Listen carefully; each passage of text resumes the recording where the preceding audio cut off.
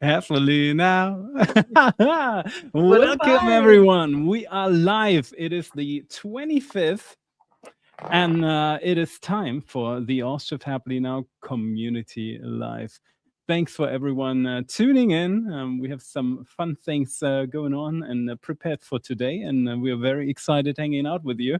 And I'm not doing this alone. I have a wonderful guest who just started Ticket to Ride with me, and we had some fantastic ET ritual lately, and some fantastic lives. Well, Sarah, welcome first of all. Second question: did you cut your hair? No. Hair is not cut, just in a bun, pulled back. Hi, good to see everyone. Happy to be here with everyone again. Good to see you. Let me put that on the comments in. And then where is le musique? A little bit of some clouds in the sunshine. I love it. I love it. Everyone, let us know in the comments if the voice, the volume is good. If you can hear us. On my end, it sounds good, and well, I can hear myself. But let us know in the comments.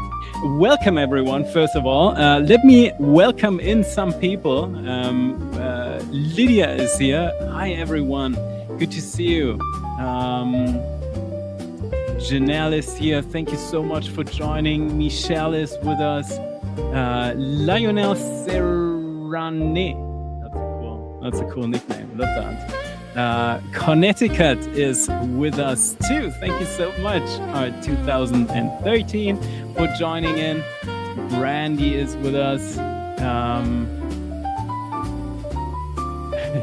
I love how you guys are already in the discussion. Jacques Vallée, thank you so much. Anna is here. Eng for all kind. Happy day. Grateful to be here with all you beautiful people. Thank you so much for joining. Music is harmonious. That is good to know. Tiff is here. Hi, Sarah, and hi, Tim. You for Parencia. Good to see you. So nice. Long time no see you. Sharon Michelle. What's new with you and the small grays? Colorful cover rock from Tübingen. Oh, that's in Germany. Good to see you. Thank you so much for tuning on too. Walker J. Daniel is with us. Thank you so much. Hi Tim, hi Sarah, and hi All Shift Happily Now fam. Hi Daniel, thank you so much. And Mario Junger from New Zealand. But Junger sounds like you might have come from Germany at one point. Anyway, everyone, thank you so much for joining. First of all, let me quickly update on everyone who sent me emails, or not only me, but the whole team emails. We've been so incredibly busy with Ticket to Ride, and we got so many other emails for Ticket to Ride that we had to answer. So apologies, but all answers going to be finding your way. So if you're one of the people who are waiting for our response in our team, there aren't too many people yet who are able to answer. We're still waiting for the 500 people in the backhand. Anyway, Sarah, what a fantastic start on Sunday. We started Ticket to Ride. What was your impression? One of my favorite things that I've seen and that I've gotten a response, I was just on a session with a client who's also in Ticket to Ride as well, and she was mentioning it's all new. Even though we've had a session on Earth's history and the installation before, the way you've shared it is different than I personally even never heard you talk about it before. So it's so cool to hear. Yeah, I agree with the music as well. I agree. Now that I'm hearing Sarah, I feel like we need to turn it down a little bit. Yeah, when you turn away from the mic, I have a hard time hearing you. But the music sounds great. But it's really cool, Tim, to hear you talk about the installation based on the installation and the history of Earth based on the recent occurrences. It's really, really cool to hear you talk about it from that perspective. Yeah, thank you very much. Yeah, I think it's important, like for everyone who's not in Ticket to Ride yet. Our first session started on Sunday, and traditionally we start that with the history of Earth. So, because I believe that it's the right thing to do, because people land on this planet, not even land. A lot of them are born, or think they are born here, but ultimately. It's a different conversation thread. It's a different conversation. We can go into that, everyone. If you want to know that, if you want to talk about it, let's put it in the comment. But yeah, I mean, I find it very funny that we spawn on this planet, and then there is usually at least a female, maybe also a male, and potentially a dog or a cat also greeting you in the household. But oftentimes people most of the time, I think for everyone else, when they arrive here on this planet, when they, spawn here and start their existence on planet Earth, there's no one telling them what this is actually about, There's no one actually telling what is the sense behind that, what is the culture, like everyone is kind of like being impregnated with how the system works and other things, and you kind of like wobble your way through society in a way, and there's clearly people who are telling you how to use a tissue, or how to put your hand in front of your mouth if you're sneezing or something like that. But there's no one coming to you and saying like, look, this planet went through stuff. The civilization went through stuff. Thousands of years of stuff, and we're currently, in the healing phase. And apologies for all the damage and mistakes that are going to occur along the way, or something like that. So starting with history of Earth has always been like something where I feel like this is the right thing for people to learn about, right, Sarah? It adds a level of peace in this awareness of, oh, that's what's been going on. Yes. There's a settling that happens for people. Instead of asking these like questions that the mind can't really grasp, there's a settling that's just like, oh, that's what's been going on. That's why it's been so strange here. There's a level of peace that drops in. I love that Janelle's asking me this question, but the funny thing is, I've gotten this question before. You might be saying like, this is a rare question to ask someone, but to be honest, Janelle, you're not the first person to ask me this. Dear Tim, are you a time traveler sent to Earth from future Germans to help repair humanity's timeline? Well, I can't reveal that now. I'm gonna reveal it later. Well, I'm foremost, and for all of this, I'm standing here with myself, with my heart on my sleeve, and my own beliefs in what is right and what needs to change. That is my comment on that. Yeah, I love that. Iduna is from Belgium. Goeie avond. I hope I wonder if I might have asked you that before, but you speaking French? Tu parles français? Or is it Dutch? It's nice to get some hard answers. I assume that is about the history of Earth. I believe so, that is actually a very, very important topic. It's very funny that most of the history classes on planet Earth are usually driven by the conflicts and the war and stuff that people have done. I like watching history stuff on YouTube. I like that. We have this funny fridge in our kitchen that I pushed for, because it has a freaking tablet included into the fridge, and I like that because when I'm cooking, I can just watch stuff, and that inspires me, and I like that. And for whatever reason, my algorithm knows that I do like to watch some history stuff, but it's and there's like this one professor of history, and he's really cool. It's really fun to listen to him. But oftentimes it's about like in 1847, and when just like they have just bombarded this and did that and so on. I don't think that is the right way to treat history. I think the right way to treat history is as a lesson, but also like as a compass for where we are standing right now. And I think that is something we've done on Sunday when we started Ticket to Ride with the installation, and we started it with like an insight about the installation. And for everyone who's new and has never heard about this, the planet has been going through crazy manipulation for like thousands of years, and it's quite obvious. I mean, you don't have to believe in conspiracies to look at the system and look at the history and say like something is not natural here, something is a little bit weird. And projects have investigated that and figured out some stuff, and you and I, we were talking about it, but not with the sense of like desperation, but rather with like opportunity, right? Because these things have been worked on, they're different. The only thing that is still in people's mind is like the image of the subconscious. That's something where you specialize in. So. Mm-hmm. Yeah. Tim, when you move away from the mic, it's kind of hard to hear you. If you can, if you can just adjust it a little bit. They were mentioning that as well. Yeah. And look, I'm a unicorn. Calling in unicorn energy. It's there. You call it in, it's there. So I did that on a live. Nice.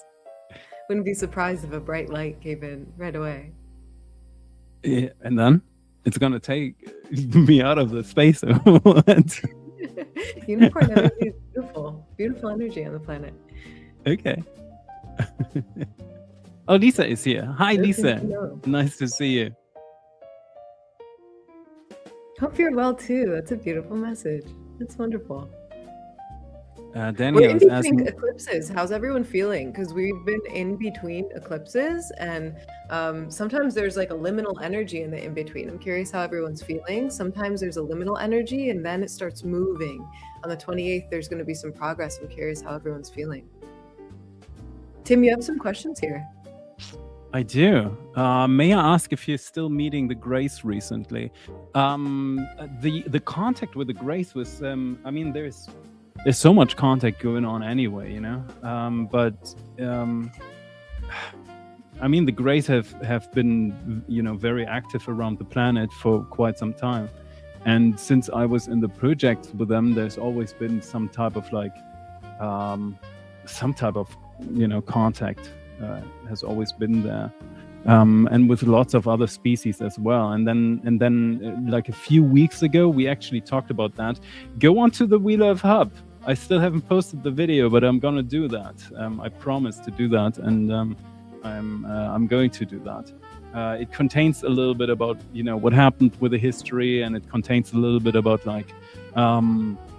what has happened 3 weeks ago, because maybe 4 weeks, maybe 5 weeks, I don't know. Because some changes have occurred, and something has happened with the installation, and something has happened with the moon, and there's lots and lots of information going on, stuff that not necessarily belongs to YouTube, but it belongs to the We Love Hub, and that is a great moment to invite you all in. Sarah, I have to put a QR code on your face again. I apologize beforehand. Okay. It's okay. There you go. I'll go over here for a little bit. I don't know. It's still, I don't know. Maybe we should put it in the middle or something like that. Well, anyway, this is where the software is placing it. Please go to the We Love Hub and get yourself an account. It's a free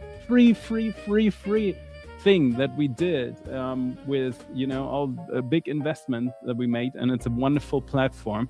You're going to find some amazing information there. You're going to find some amazing people there, which is very, very important. And the stuff that doesn't go on YouTube, you will find right there. Either click the QR code, get your phone, click it, scan the QR code, not click it, scan it, or click the link in the description. You have 3, 2, 1 more second, and let me get Sarah's head back in there. There we go. So 3 weeks ago, like the contact with the Grace was kind of like done, and I kind of like panicked. I went to Sarah and said like, what's going on? What is going on? Why does it all feel so empty and so on? And usually the Grace they are very involved with the planet and overall with stuff and so on. And then we did have communication with them again, like 2 weeks ago, 1 week ago or so. We did what we usually do with the All Shift Happily Now contact events, where we use a technology from the 1910s. It's very rudimentary, but so effective, and it works perfect. And we got messages over messages.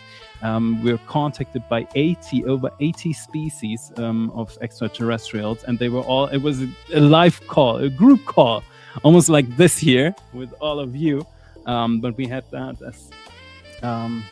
as a ritual, and apparently the Greys were in that as well. The changes that we got to talk about is that we're now at a time where the reality system, in the way that it was constructed and ordered before, is totally changing. It already has totally changed in its architecture, and now things will move in, things will crystallize, and then will change. And it's I'm not getting tired saying that.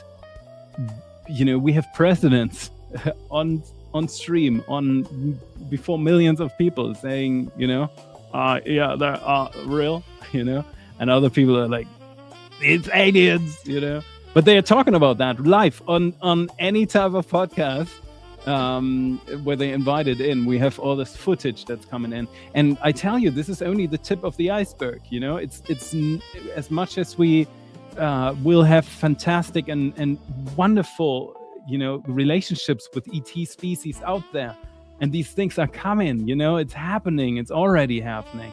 There's already people. We have people in the All Shift Happening Now contact events where there was very private and personal messages coming through too. So the contact is there, but it's not all. There's much more happening about this, and it would be almost the same in its architecture, even if there's no ETs, even if there's no other humans, even if there's no planet. There's something about the development of consciousness that right now is happening, and it has to do with the way that we design realities. The way that we change our own existence, the way that we heal. It's now a time where we really got to heal, and then also like press and push forward to where we want to go. So answer to that, there was a moment when we did not have contact, and now it is here. Sarah, how would you agree, like the time of like healing, the time of like reconsolidation, the time of like becoming one with all the aspects of our own self, soul, body, mind, and then also like the creation that encompasses us, that embodies us. That seems to be the right thing. That should be on the news. I'm still excited that it's that we talk about ETs openly and get to do some things.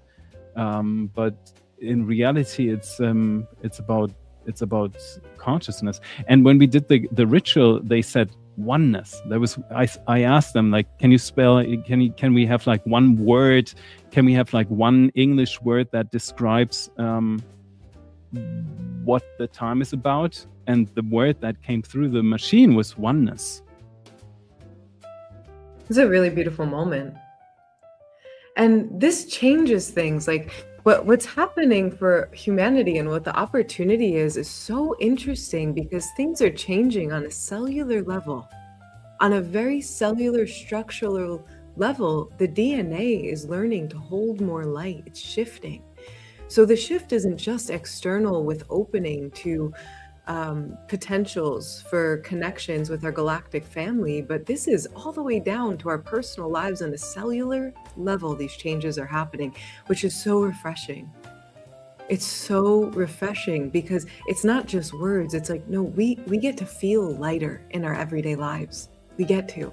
And that's opening up to us, and it's a potential that's there. It's like a doorway open that we can walk through, which is so exciting and is so needed, because one thing that all beings have experienced here is suffering. And another thing that we all have potential for is to tune into the hearts, the truth of our hearts, and open up to a world of more freedom, of more joy, of lightness. And it's happening. It's happening right now.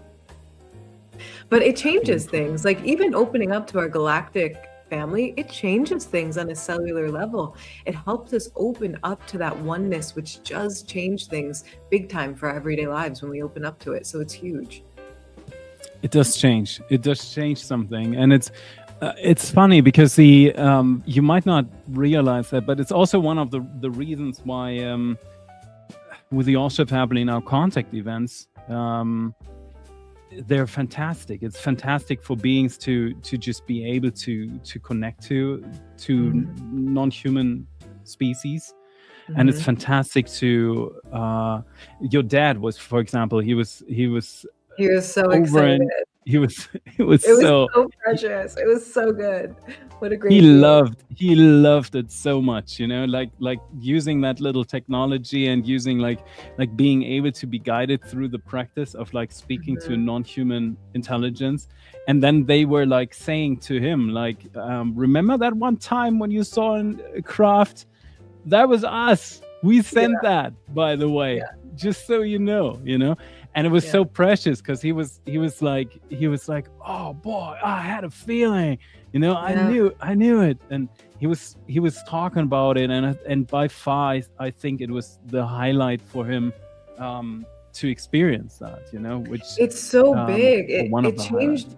Yeah, sorry for interrupting. It changes things in human consciousness because for so long, and I'm so happy this time is ending, but for so long, people were told all sorts of things about real experiences that they've had. And so many people didn't talk about it.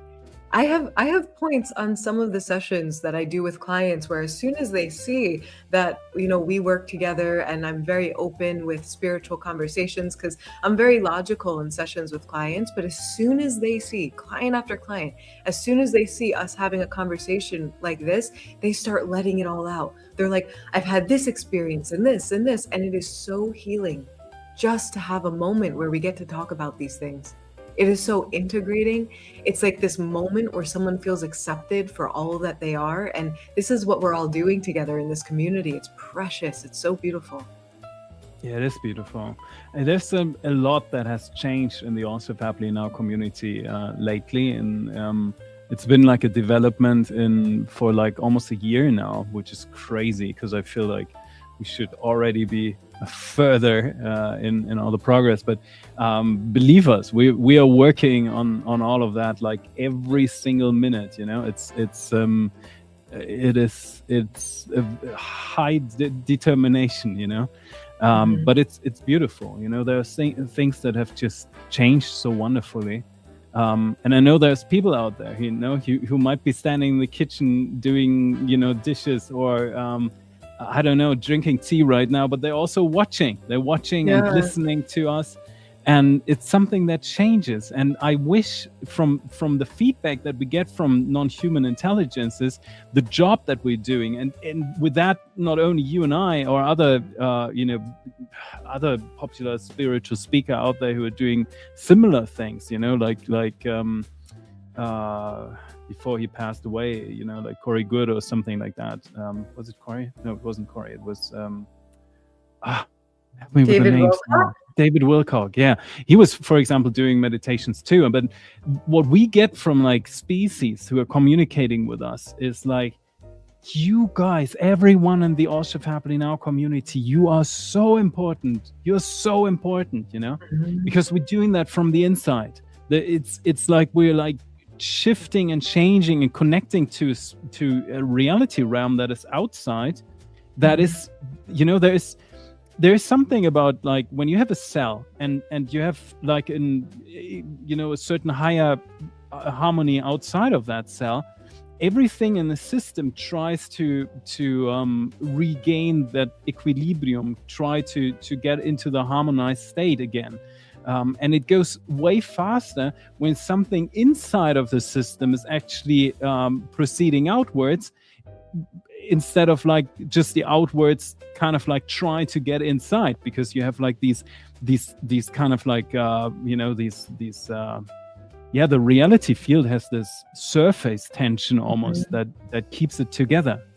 One of the reasons why it's like super crazy magical effects are not yet happening for everyone all the time, is because the reality field tries to persist and tries to maintain itself. And then you have millions of humans who have no idea what's going on. And they are kind of like preserving the reality field because they are repeating the patterns of yesterday. You know, it's very, very, it's there, you know.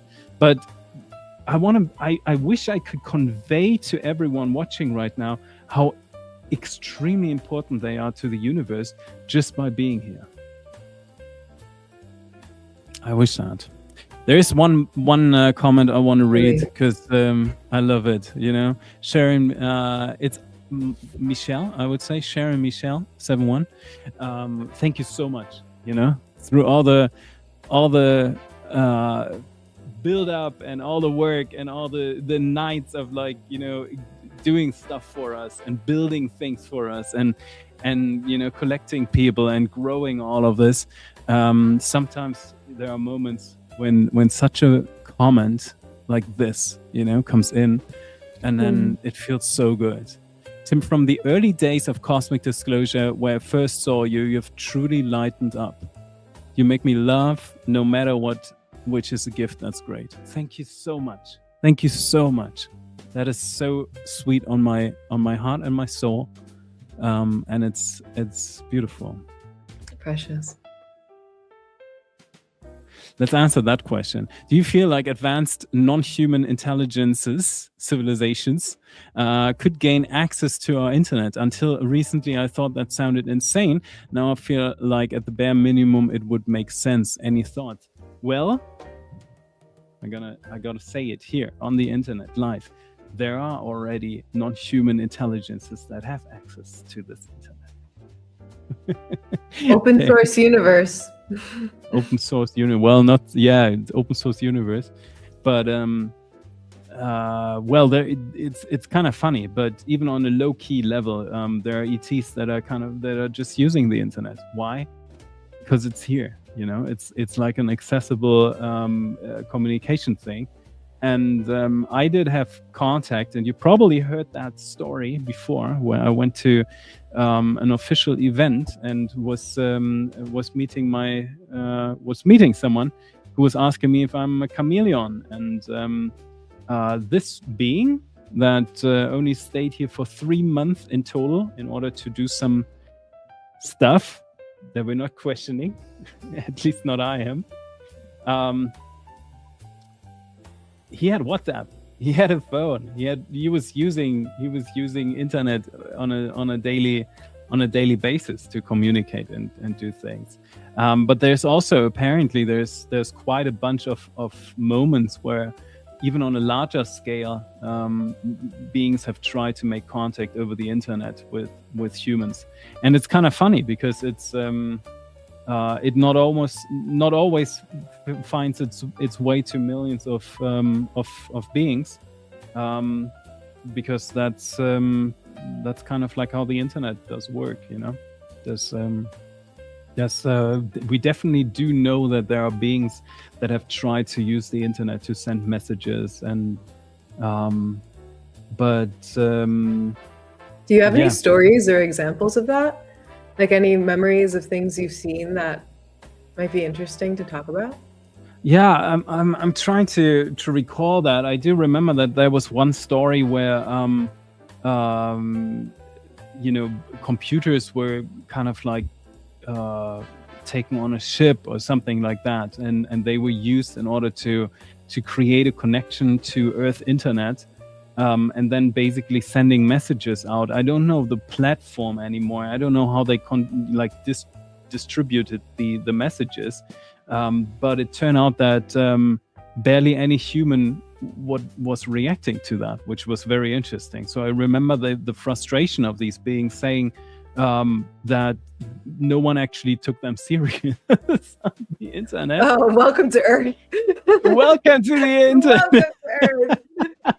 I was sharing the truth, but they were not taking it seriously. Hi, you're talking to a non-human being. We're coming in peace. We're telling you something. Oh, you! I saw So this on Comedy Channel. I know. I remember that they were complaining, or I think I read it in documents or something. They were kind of like, it's a little bit a few years ago, but they were It's just a little complaining. close to home, you know? It's just a little too real to It's hear too- that. yeah, I mean that's that's something that happens sometimes. Michelle says, "Join the We Love Hub. Please go ahead, Thank you, join the We Love Michelle. Hub. If you have not yet, make it a at least a weekly habit. You know, if you're grabbing your freaking phone to open Instagram 8 times a day, you should at least replace one of them with a better habit, and that's the We Love Hub. It's a good platform. Many beautiful people here. Sub-Zero is saying the lady Gosha talked about that, and she said she was talking to Pleiadians online. I do know what you're talking about, because there was a streaming network who commissioned me to look into these messages, and I did an analysis on that channel. And I think she's talking to non-human intelligences through a chat program or something like that. So apparently, you know, there were some people Did on the it check internet. out as legitimate when you were doing analysis on it? What did you find? Well, my analysis was that there were like it was interesting, because there was a bunch of things that were very accurate, where it was like, oh, this is interesting, it's very real.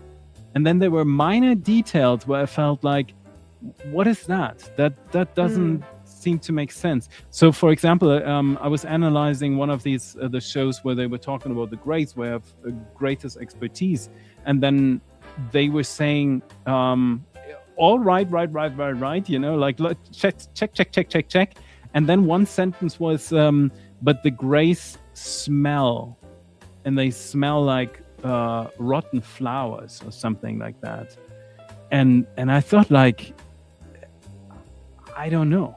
I don't think so. I've never ever, I don't even as sterile as they are, I don't believe that they're smelling like anything. And, you know, I've never noticed that smell. And then I was like, while I was reading it, you know, because there's like, what do they call that, olfactory numbness or something like that. So there's a phenomenon where when you're like constantly surrounded by a certain smell, then you ignore it. For example, this Earth planet doesn't smell great, okay, but The nature smells so good. We have compared to eucalyptus trees in the forest. Our forest smells like a freaking spa. You think that doesn't smell good? It's beautiful. okay, I'm defending Gaia, okay? I knew you would. Let's put it that way. Yeah.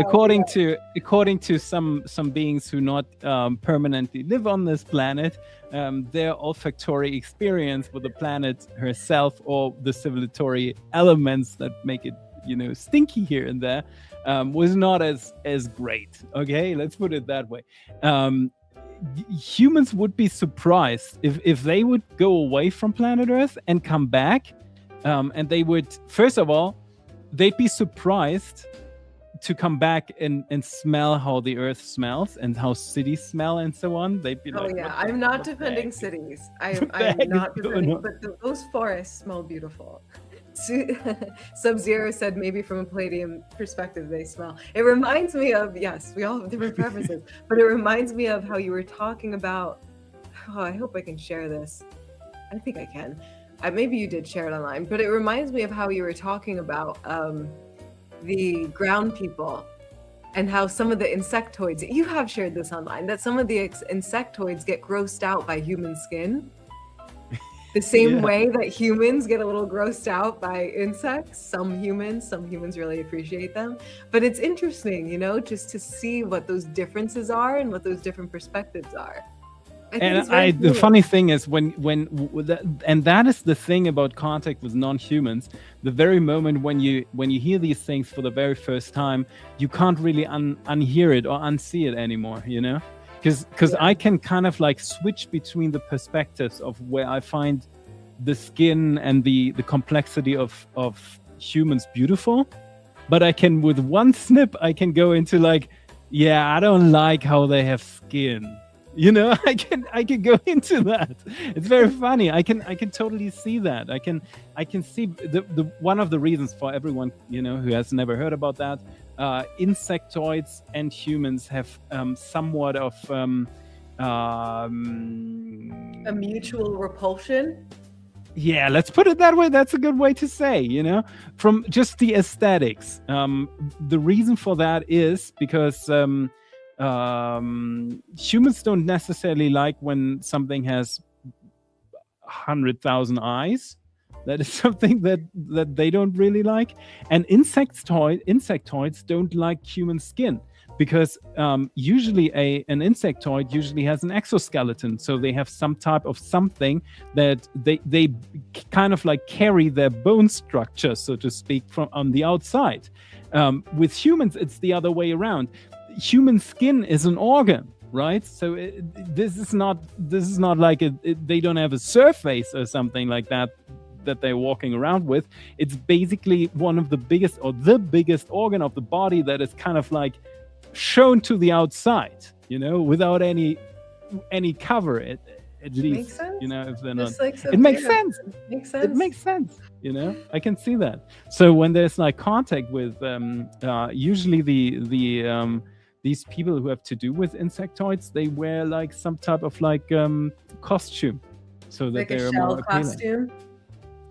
Yeah, it's, well, not a shell costume. It's Like an actually like one of these. exoskeleton? Yeah, it's basically like a suit, you know, like they're wearing like an exoskeleton suit that kind of like looks a little bit like a chitin shell of like an insectoid, and then also like a mask over the face too. So if you ever go into advanced projects and you specialize in insectoid contacts, then every time you have contact, you probably wear a little, you know, hard shell mask and a hard shell bodysuit, and then it's way more appealing for insectoids to be together.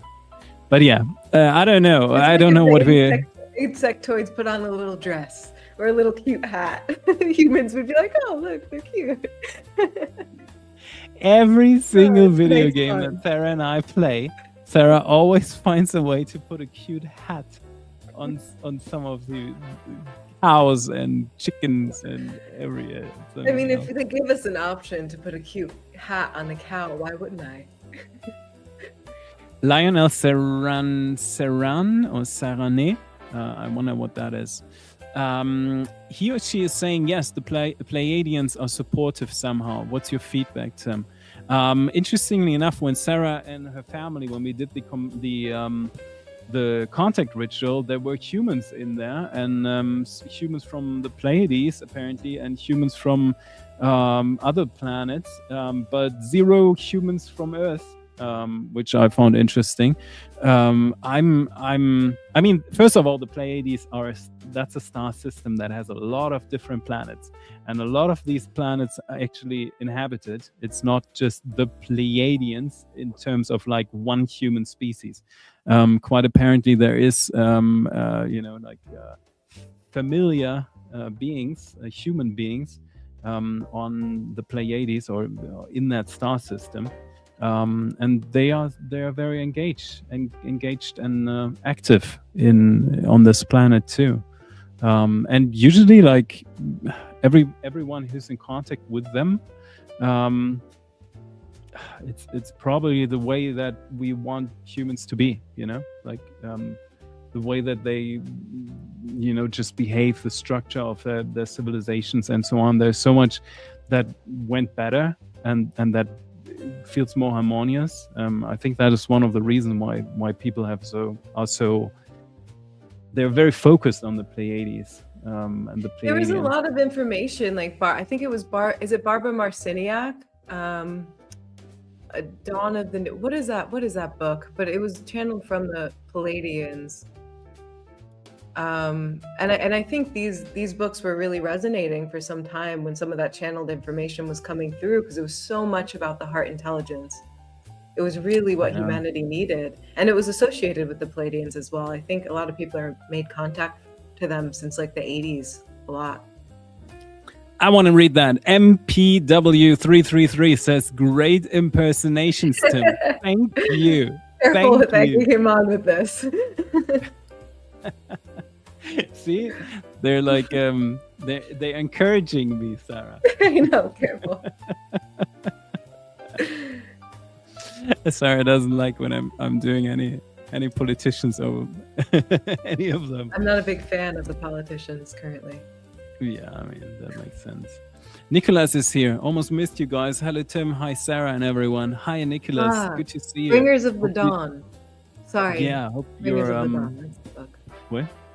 Sorry, it was delayed on my end. Bringers of the Dawn is the book. It's a great one. Oh, by the Pleiades. okay. It's a great one. Worth reading.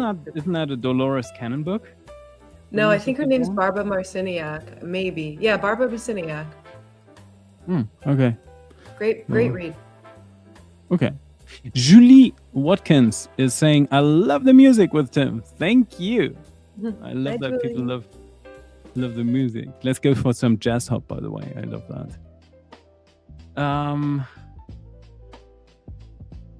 Yeah, I think it's maybe someone. I think that's Mark. Said I like German politics. I don't really know politics in other countries. I was speaking specifically about ones that aren't my preference. I don't know German politicians. I mean, I know a lot of German politicians, but I don't know if I don't know. Anyway. No one in their right mind. Political. Thank you. That's probably what I would have said. Yeah, but I want these things to. I mean, they're good. I know. I want them to uplift too. We all do. It has, in its highest light, it could be such a beautiful thing. Politics. Janelle is asking, dear Tim, what would happen if you used the ET contact device that we're using in the rituals, and we were all participating for our homes around the world? It would exponentially send a bigger signal. That's what's gonna happen. But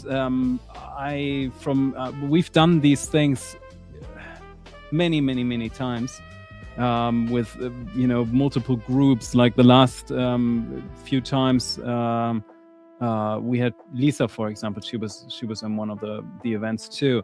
I usually start them off when we do the Ausschaffhafener contact events. I usually start that off showing everyone how the device works, and then I have enough of these devices so that we can go into like 5 groups or 6-7 groups or something. And then people are sitting together and they're receiving messages. It works, it does work. We've never had an issue with the signal strength or anything. It also has to do with the way that Ausschaffhafener now is like known and is spread throughout the universe. We had beings that are saying like, we observe you guys, like, hey, you're doing a good job and thank you so much. And it's very interesting. Yeah, the only thing that I gotta say, that's the only reason why I'm saying I would immediately bring these devices out onto the market, and say like, let everyone at home, play with these things and do these things and so on. But there is, I think, first of all, a need for someone who's facilitating that, because I'm kind of like dialing the device so that it works. But the other thing is that it's a lot of energy. And we felt that in the event that we've done, for example, or like the private one I meant, It was a lot of energy. There's a lot of energy just running through oneself by doing that. And it's funny because it's still the most mellow, the most easy entry point to be in contact with an ET species outside of telepathy. Telepathy, I would say, is by far the easiest and the most relaxed one, and it doesn't affect people as much, even though even though that can be a lot for people who are like running into it without any supervision at all. And I want to make sure that these events are like the most amazing and the most cared for and the most, like people. I want them to have a great experience in what they're, in these events. and there's a lot of energy running through that, and that is the only thing where I'm feeling like, if that is running through me and you and I and we all, and the next day we all kind of like feel hungover just from being in the energy field of these beings, I wouldn't know what would happen if we just just throw the machine and the device onto the market and just say like, oh yeah, all you people go. That doesn't work with the way that I want people to feel and the way that I want people to be secure and safe and feel taken by the hand. That's how I want people to feel and how they should approach these things. Yeah. So that's the only thing. So Janelle, what would happen? We would send a very, very strong signal, which is great, but not necessary. Lionel asked here. Oh, you can go with Nicholas first, but I'd be curious also. If you can go answer Lionel's question as well. Is that coming a little later? Yeah. Okay. What are your thoughts on the afterlife? Nicholas is asking, and I have a lot of answers on that. To be honest, I got friends with the person who was leading the afterlife studies in the advanced projects, because quite apparently people that invest a lot of money in the training of specialists and elite people who gain experiences in these things, those people are more worth. They have a bigger worth, and they are valued more. They have a bigger price than air pilots or something like that. So they wanted to figure out, what can we do? What can we do with these beings? Where do they go when they die? Is there a way to get them back so that they can work a little longer? Like, no, you're not getting me back. Come back. It's a lot of stuff that we want to work here, and you're irreplaceable. But it was fascinating. It was very interesting because you probably heard me talk about that, but there are like two different types of death. One is what they call the big death, happening at level 6 consciousness, and then there is like the continuous death, or like the continuous, what they call the little death, which is happening at level 4 consciousness. And the difference is, most of the people on this planet and other people, they're mostly going through level 4, and that is what you call the afterlife in a way, because it's a continuation of your story. People would die, but they are not gone. They're not immediately confronted with the nothingness, even though that can happen. And it usually does happen, for beings that have more consciousness. Then it's kind of like the same thing that happens with us at nights, right? We go to sleep and we're like gone. And then in the morning we wake up and it seems like it's a continuation, but in reality it's just a whole new universe that just crystallizes in and loads in. But it makes us feel like it's a continuation. We just went to bed and like with a snap of a finger, just 10 hours just are gone. That's a fantastic feature that the universe does. But for most people, it is that they are dying. When they are dying, that they are going into like an afterlife reality realm. And they even have figured out that these afterlife images and so on, there are categories of that. There are categories of like meeting family members, meeting holy ones, meeting like any type of like Jesus, or like any type of religious figures or so. These things happen very often, or meeting other beings in like a park, for example, very, very often. All these things are continuation of the same illusion of life that we're all going through, and it's made so that the consciousness of beings is not kind of like slamming against a wall or something. It is more of like a continuation of how it works. But there are aspects behind that are doing these things. It's not a feature that the universe has built in the first place, in the first iteration. the first vital release of the universe. It is something where other beings see their duty, and they see their job in guiding beings in the afterlife. So that's And my thought on that. it's so important that we know that it's our choice. It's something that humans don't learn. That they get to have a say in what they want their experience to be, tune into their hearts, into the wisdom in the heart, the divine wisdom that's within, that we remember this, we know this, we know this information when we hear it, when it's aligned with us, and to make a decision of what you would love to experience. How do you want to progress as a soul? To start being involved with that is so important. So it's great questions to ask. Yeah. Beautiful. That's a great comment. What a cute puppy. What? Sub-Zero's profile picture is a precious puppy. Oh, that's a puppy. Oh yeah. I didn't. That's so funny. I see your profile picture so much, and then I sometimes don't know what it says. I'm trying to catch up on all these wonderful comments that you guys have. It's beautiful. Bisbee. I want to Walker J11 is saying Bisbee. What? Oh, that's precious.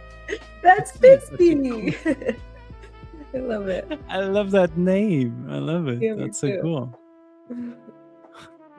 Walker J11, I remote viewed a mantis once, super up close, and was surprised it had a fuzzy face. The hair around its eyes were emerald gem-like colors, purple, green, etc. Yeah. Oh, that is fascinating.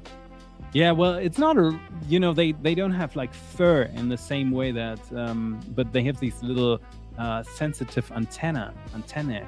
And it's very funny because when we were in Japan, we were doing another also Papali Now Contact event, and there was a mantis species talking to us, and the first thing when we establish contact is always trying to figure out who are we even talking to, and is there anything that we can relate that to, because some of the beings that we talk to, very exotic. We have had very exotic beings that were talking to us.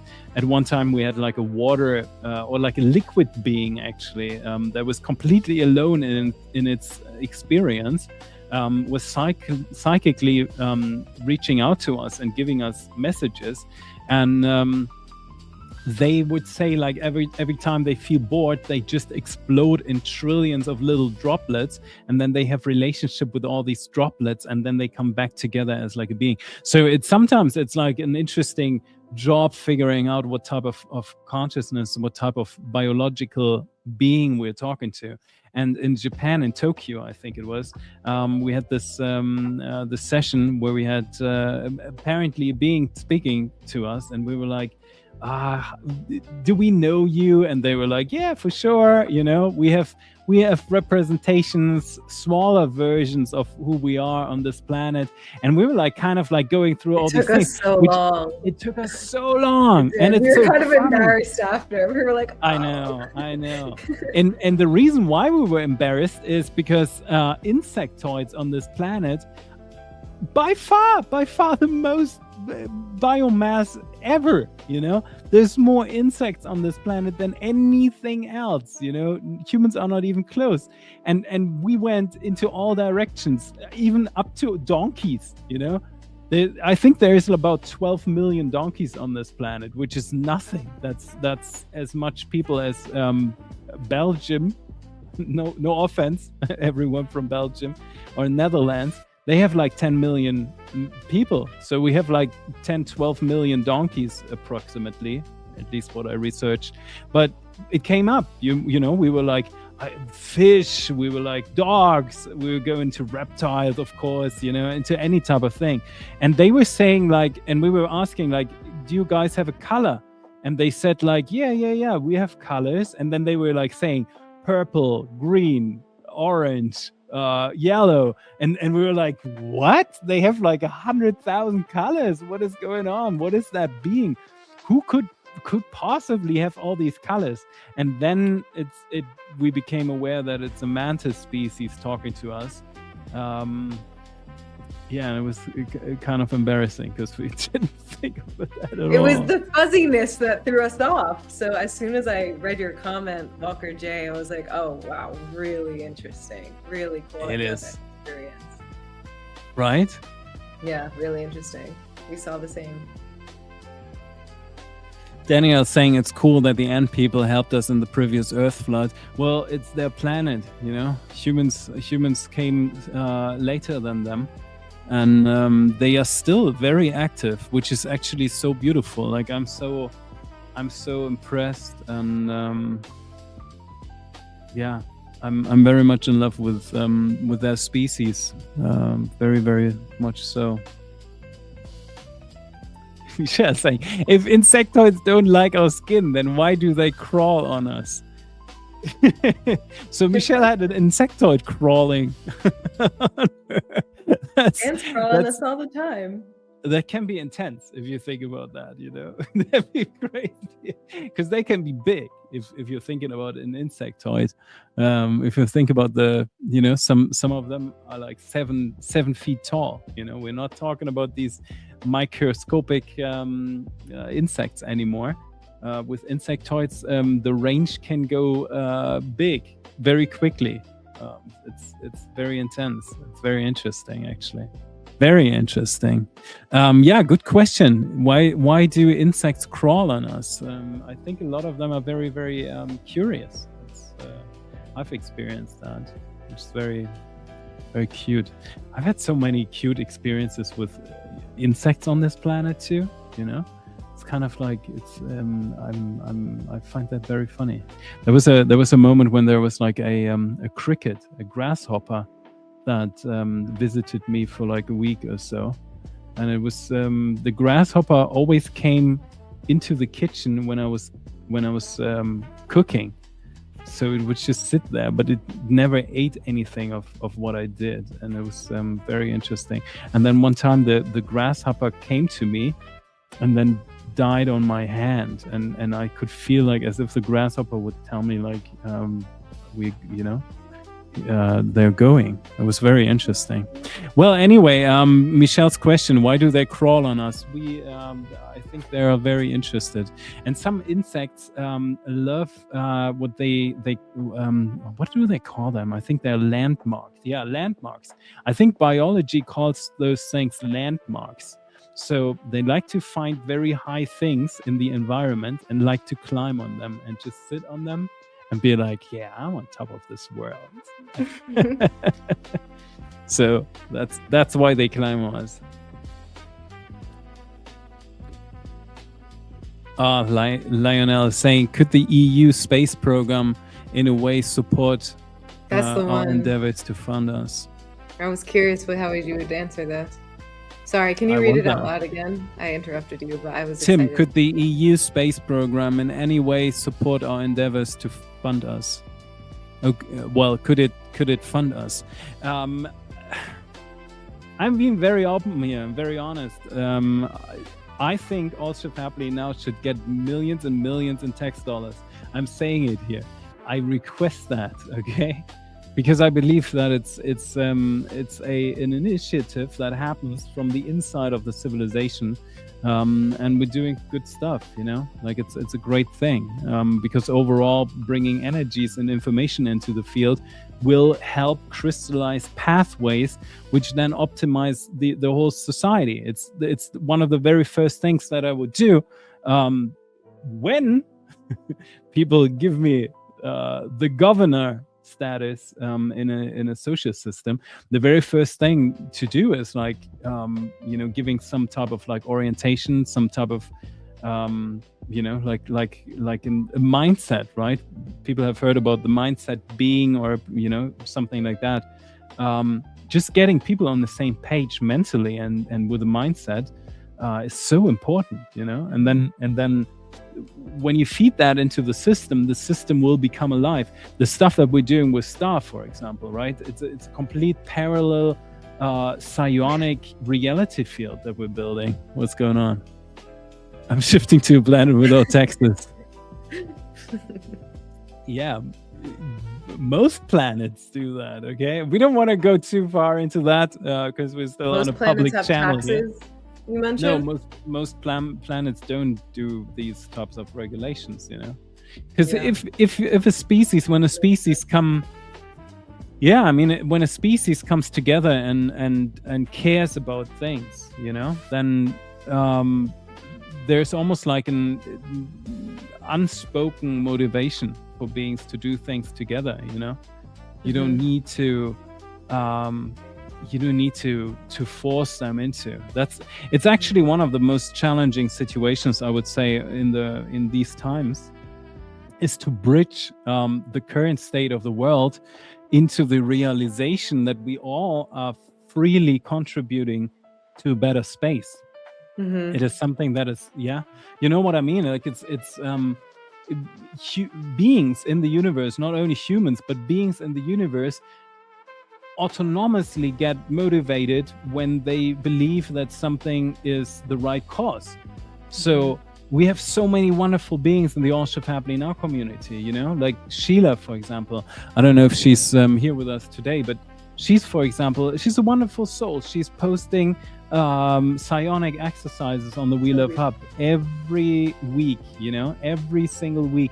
And it is spectacular, and she does that, and it's a contribution. That's the reason why we call posts on the We Love Hub contribution. Why? Because there are beings who feel the inner motivation to do these things, and it's wonderful. They don't need anyone to stand there and say, like, no, it is law for you to do these things. I get why, it's a hard and tough situation to tell someone who's used to that to bring that to a point of like motivation mutually coming from all sides and reciprocity and all these things. That is challenging to explain that to someone, but in reality, it is a natural state. Beings just do that when they feel an inner motivation. You know what I mean? So yes, we definitely want to be sponsored and funded. We definitely take that.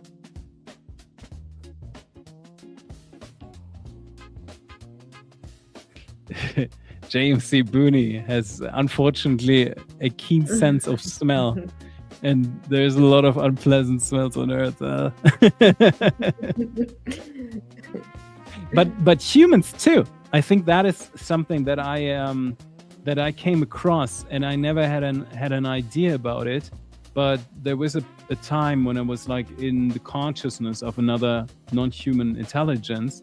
And when you are in that consciousness, I mean, when you're in the consciousness of us, for example, it changes your energy. It already does. You don't even have to, take something in or so. Just by being here, just by being in the presence of other beings and so on, it's always information that are flowing. And I was in the presence of another non-human intelligence, and somehow my sense of smell kind of like almost like synchronized with the other being. And for the very first time I smelled the world, and I thought like, that's so interesting. And then I smelled my hand, and I thought like, skin smells, skin has a smell, and beings have a smell, and so on. And again, humans have no idea. They don't know, but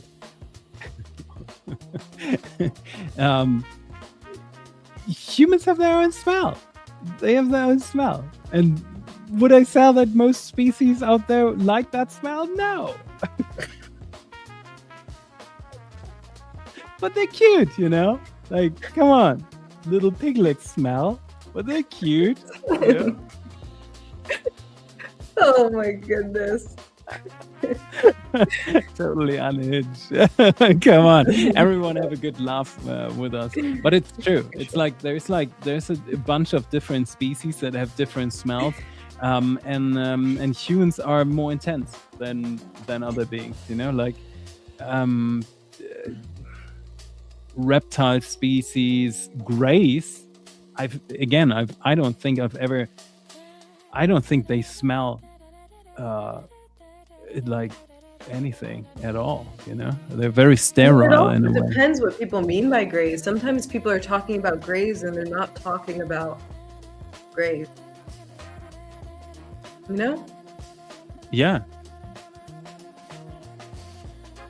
Mikolas is saying, do you think beings flying around can hear your thoughts or consciousness? Like when you see someone in the night sky and you think you want it to flash or turn it, and it does. Yeah. Oh, yeah. For sure. 100%. For sure.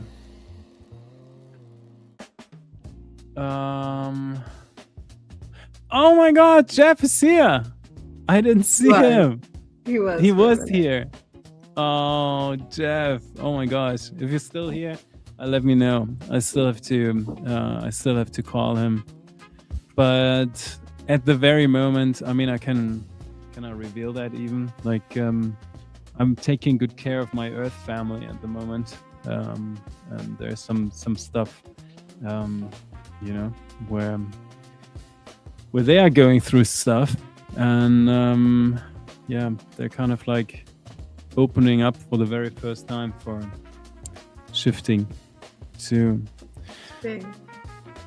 It is, you know, it's a thing, and it's a weird situation, because then, you know, in those times, like the role that you have and that you've experienced for years in the family is just changing, you know, because suddenly I kind of become like the path shower, you know, which I'm still very happy that they're doing good, and it can be a chance, and I want to perceive it as that. Beautiful. Brandy is saying, are we still saying all shift happily now since the shift has already happened? Yeah, I would say so. First of all, shifting. We are shifting. All shifting happily now. Yeah, because the happiness aspect, you know, that is still something that I want to work on, and we got to work on, because there are beings out there who are not yet ready, and the thing about that is, even when the installation is gone and the shift is done physically, we are in a level 4 reality now, which is the reason, or what that means is we're opening for infinity. You know, it means we're gonna meet other beings. We're gonna open up for infinite life forms. We are opening up for infinite forms of things that can happen. We're opening up for a cosmic consciousness. All these things are there. But it doesn't mean that it, you know, immediately reaches everyone on the planet. There, you know, everyone has free will, and lots and lots of people out there, probably billions of people out there, have images in their heads. You know, they're not all super strong in a way. Not the images, but the people who have these images. They might not influence millions of people. But there are out there people who are influencing millions of people, and they have weird images in their minds. And these weird images are portraying and bringing out realities that, you know, might not contribute to the happy shift and to the happiness in other beings, you know. I'm talking about people who, you know, make crazy songs on the radio because they don't know better. They might not even want to write a song that makes people feel sad or, you know, uncomfortable or anything, but they do. And every time Sarah and I am sitting in a taxi, Sarah, isn't that crazy just to listen to some of the stuff that is? I mean, we tell them to turn off the radio because of it. We don't want the images in our head. I know, and taxi drivers are always so confused about that. You know, they're like, "Oh, turn it up." We're like, up, volume up. Like, no, off, do that off. We don't want to hear that nonsense. And it is so weird. And music has this ability to shift emotions very strongly too. It goes right into the subconscious. It bypasses the conscious mind very, very quickly and goes into the subconscious, which means people don't know why they're then feeling the way the songs that they're listening to promote, but then all of a sudden they're just feeling that way, and then they have thoughts that match that. So it is important. That's why we tell them to shut it off if it's a song we don't want in our consciousness. It's big.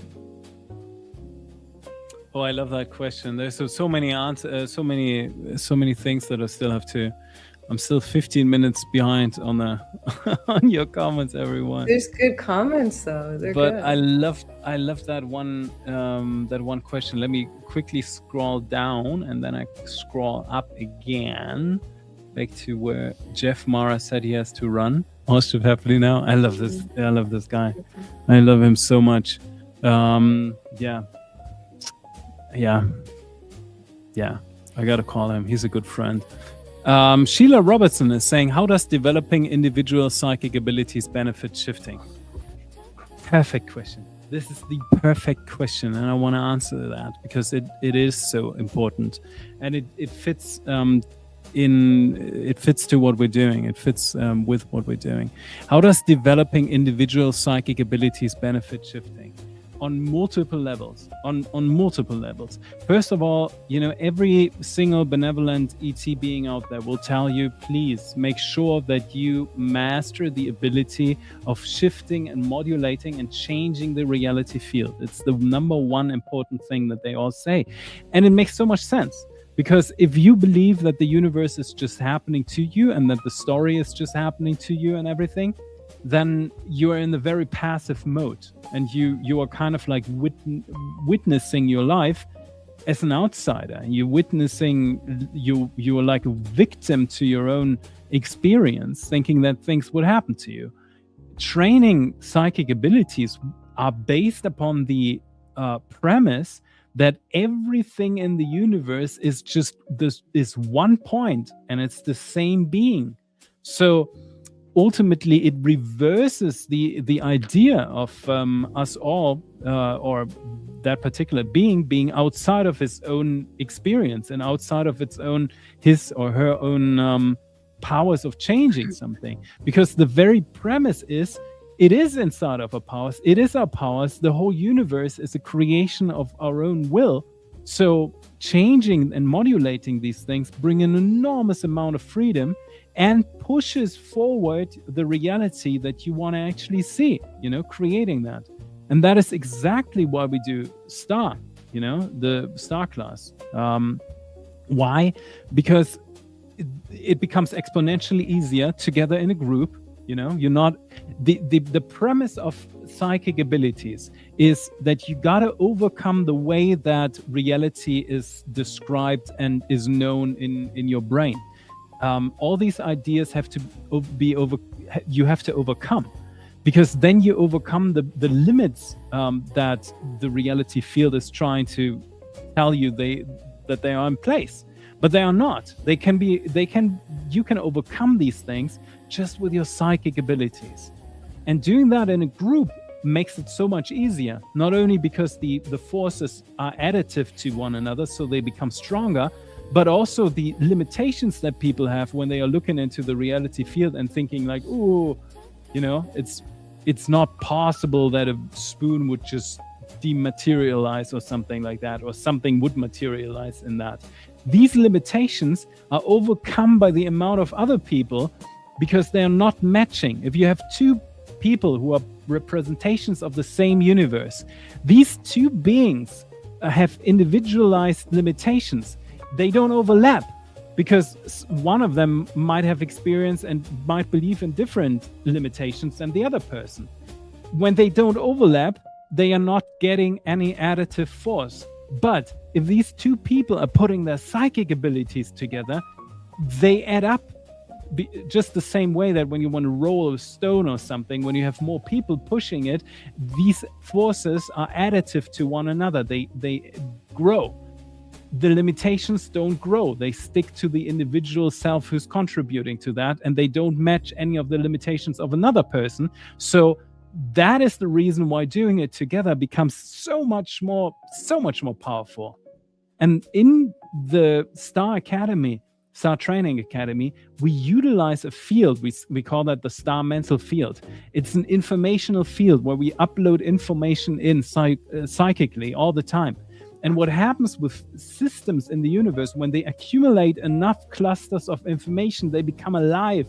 When they have all these relationships, they get into an active into an active field, into an active relationship with all the information around it, like an AI would do. It's just numbers, it's just information, it's just something, but it becomes alive so you can talk to it.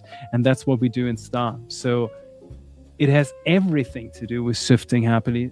It has everything to do with creating the reality.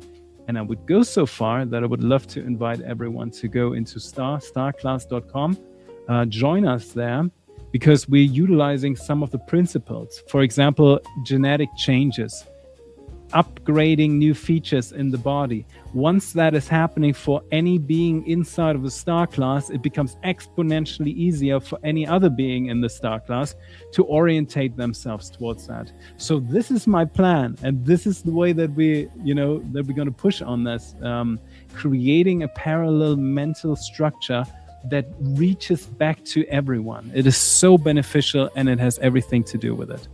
That's why I wanted to quickly answer that. Very, very nice. And then some other stuff, get some ideas out of the minds and so on, and then we're pretty good. I thought of that, Sarah, the other day. I stood in the kitchen and I thought, like, wow, you and I and everyone who's with us on this trip, we're like learning and upgrading and leveling and training so much together. It's actually fascinating, We're getting all this training and all the time. What do you think about that? It's beautiful. It's remarkable. It's so heartwarming to know that we're not alone. Like we're in it together. It's so beautiful. I think you covered it really beautifully, though, the power of it. Thank you very much. Why do aliens abduct and experiment on humans? Why do humans take elephants and put chips into them? It's called science, okay? It's a weird thing, but it's not a weird thing in general, but it can be.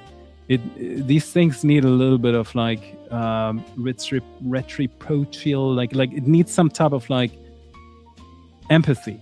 Okay, it needs some type of empathy. It was one of the first things with the Greys, and they were pointing that out and saying these things too, and saying like, well, we looked into the human species, and they're doing that to baby dogs, they're doing that to dolphins, they're doing it to gorillas, they're doing it to any type of life form out there, just taking samples, or shooting and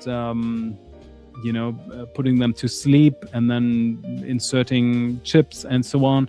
So it's a thing that humanity does. But in the very moment when ETs are doing that, it sounds so off. And I think there is a little bit of something off about it. But at the same time, I think it should open our own eyes as a species to realize what we just do and think it's completely okay to do. Do you know what I mean? The responsibility of our own consciousness. It's big. I know. Make some changes. Really big. I know. Monica is saying nice music, but a bit too loud. Is that still so, everyone? Is the music still a bit too loud? Free from illusion. Is there a concept of boredom in the afterlife, or is boredom a concept only experienced in physical reality due to linearity? I love these questions. You guys are on a roll, because I can answer that. Boredom in the afterlife is a thing. I have. It sounds so off, but I can say it. I'm going to say it. I've met some dead people. we did have contact with beings in the afterlife, and we talked to them, and it was very fascinating. It was not ETs that we're talking about. We're talking about actual humans who died, and we analyzed their stories, and it was fascinating. It was very interesting. One of the beings that we had contact with was dead for over 60 or 70 years already. And the way, when we asked, like, how did you perceive what happened? It was like, it was painful when it happened because of the particular way that this person has died. And then it was just him looking down onto his body and realizing, oops, something happened. Something just shifted. Somehow he can't get back into his body. He was just floating around. And then there was confusion because he was expecting that something would happen when you die. Like someone would come. Like someone would say like, welcome to the afterlife. Here's our menu or something like that, you know? And he said like he was very confused when it happened because no one was there. He was completely alone in the forest looking at his dead own body and just being there. And it went on for weeks. He was thinking that he couldn't even like, he was believing in God through, you know, religious sense, but there was no one there. There was no God that was like saying hello. There was not a committee that would talk to him. There was not a single person there. No one handing him, you know, like a piece of something, an ID, you know, here's your entry card for the heavens or something. He was just in this in-between state of what people oftentimes call the astral or the afterlife or something like that. And he was bored, you know, and I mean, he was also very nonchalant in telling us what he's doing against the boredom.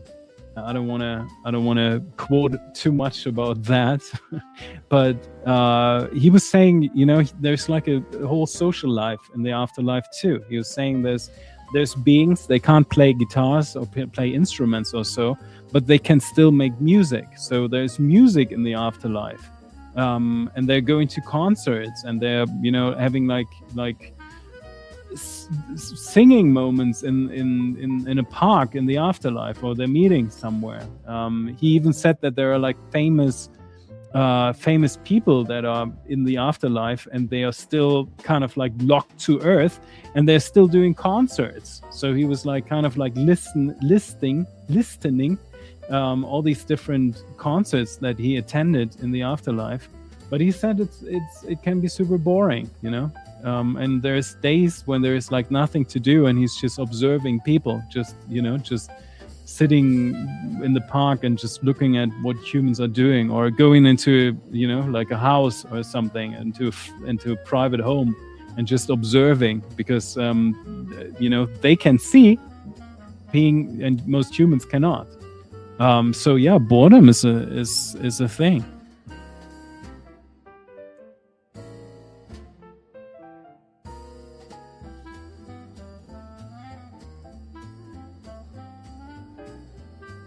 Sheila is awesome. Go Sheila.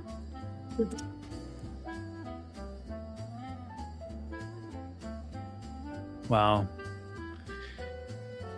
Anyway, Sub-Zero is saying, I love the smell of horses. I was being told that smelling baby heads is a thing.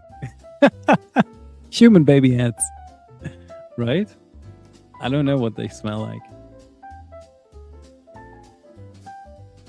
Timmy, wait, beautiful. You said that. Why? What do you mean? Why was that all? Was that unusual? What? Well, let me know. Smelling baby human heads is a thing. Yeah. That gives you away a little bit.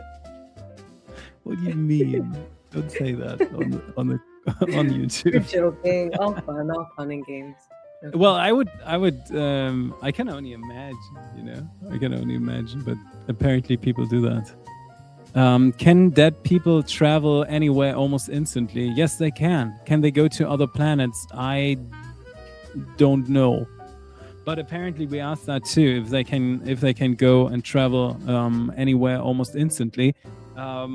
Interestingly enough, they said if there's like any type of like gap in a room, they can get through that. So if there's like if you have only like an empty, you know, like the hole for the key or something, keyhole, I assume, that's what they say. They told us that they can go through, like, even if there's like just a millimeter of gap between the door and the flooring, which always is, they can just go through it.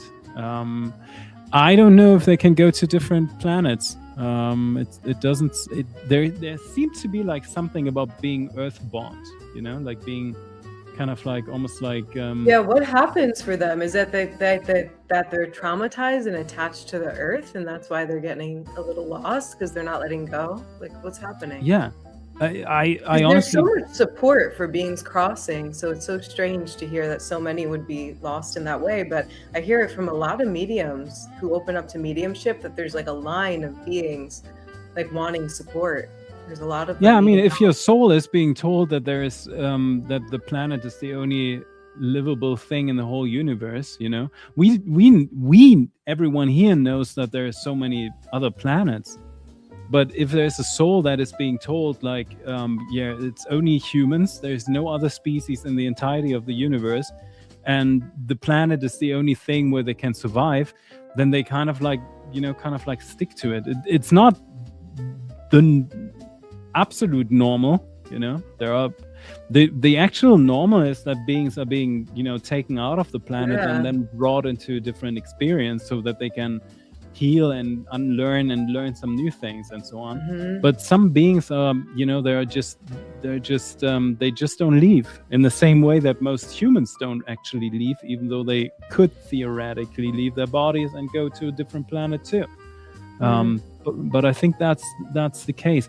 It was fascinating because, for example, we had a German girl who was just dead, and we talked to her, and she was I think she was 20 or so, or even younger, 18 or something like that. And she told us she died on a Bavarian beer tent kind of thing. So she said she took a pill, you know, like ecstasy or something like that.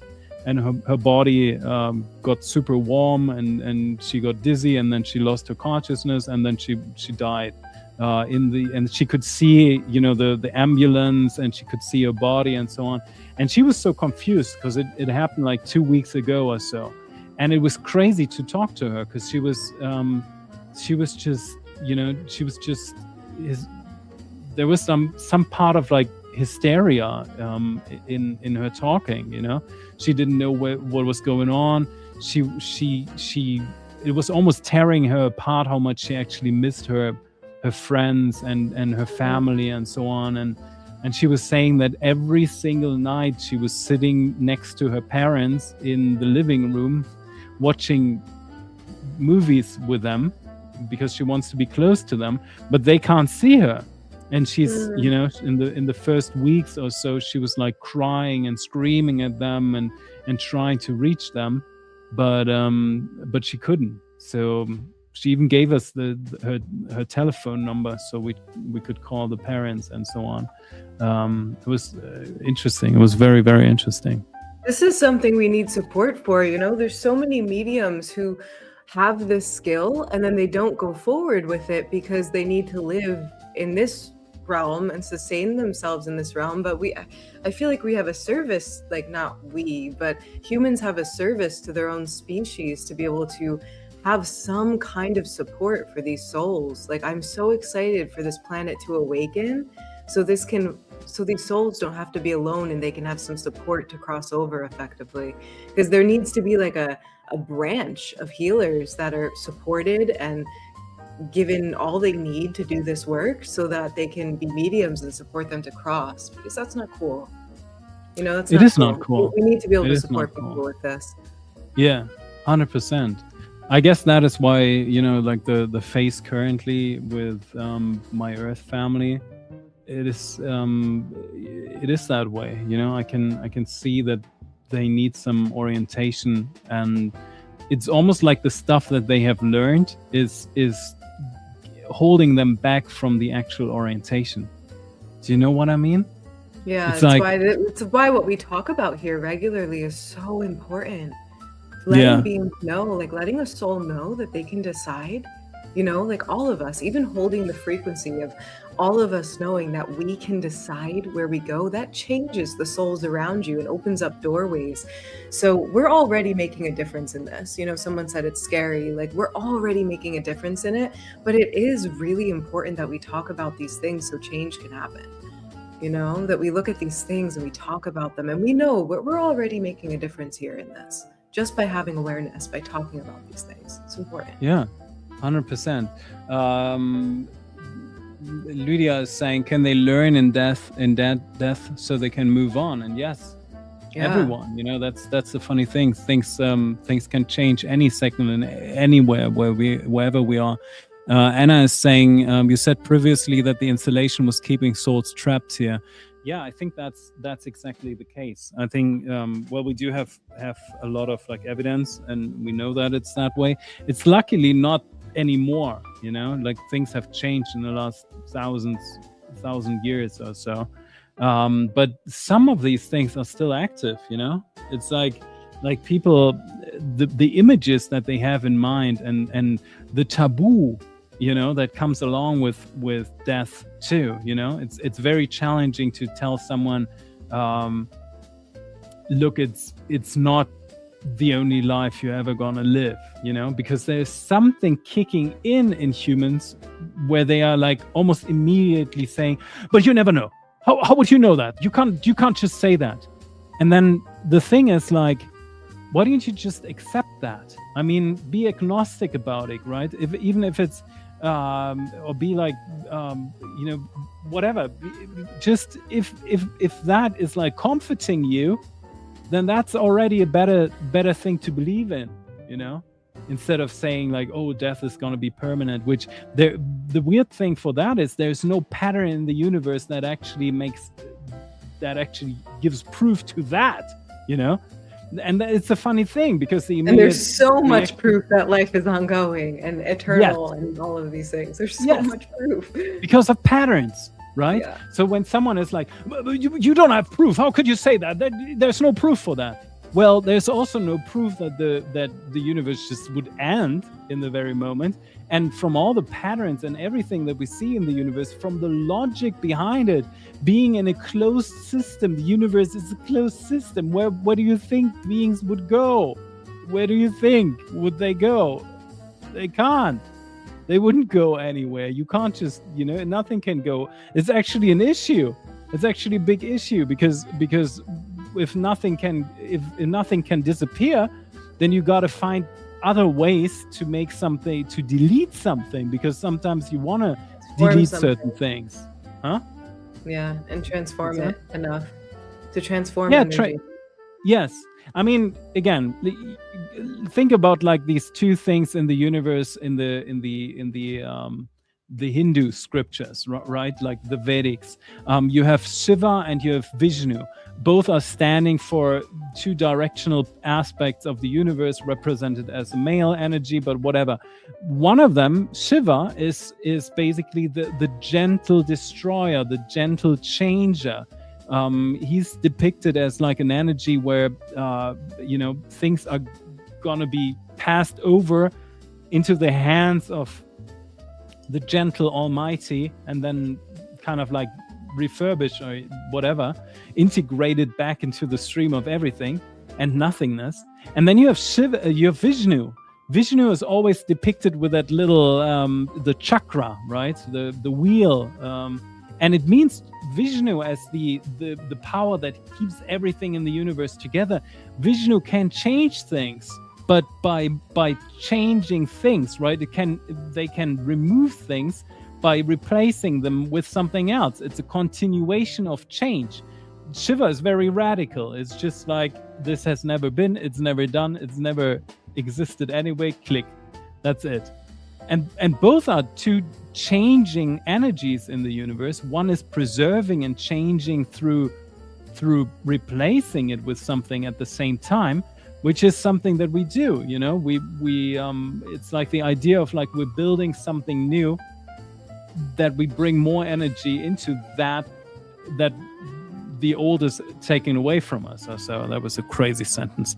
A crazy grammar behind that sentence. but ultimately it's two different styles of like changing something, and ultimately nothing in the universe can go. Nothing gets lost, you know. So there's a lot of things in the old times that is just making people uncomfortable. I love these things. Guardians of Light is saying, literally, I'm standing in the kitchen doing dishes, making my daughter's lunchbox for school in Australia. Just woke up. Good morning to Down Under. Good morning to Australia.